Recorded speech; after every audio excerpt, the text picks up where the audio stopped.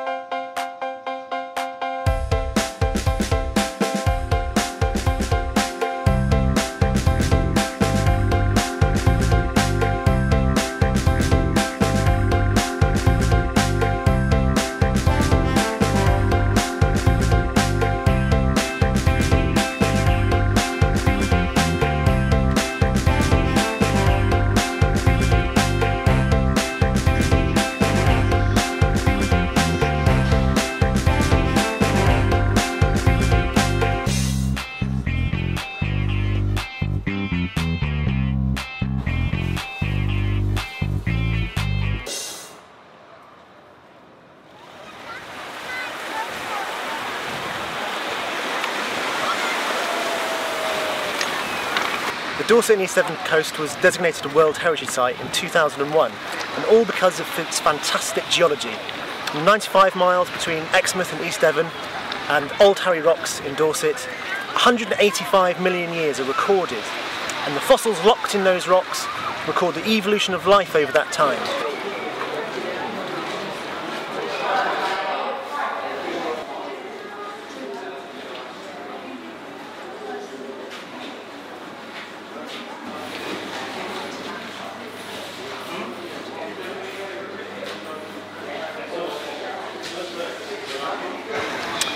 One of the best places to stop on a journey on the X53 is definitely Charmouth. However, if you come fossil hunting on a day like today, with the bright blue sky and the sun out, you've come on the wrong day. You need to come in the middle of winter when it's been really stormy and the sea's been crashing against the cliffs, eroding them and washing the fossils out onto the beach.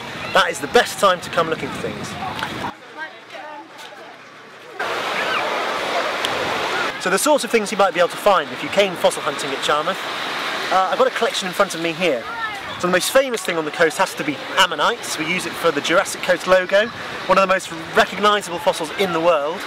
And here are two examples of ammonites here that have been picked up on Charmouth Beach. There's also these things called belemnites, these bullet-shaped objects from something called a bit like a squid, and these are very, very common. There's also seashells like this one. Another name for these seashells is a devil's toenail, a name that comes from folklore. And also the rarer fossils, the actual bones of the large predators that lived in the Jurassic oceans 200 million years ago. This is a backbone from an ichthyosaur.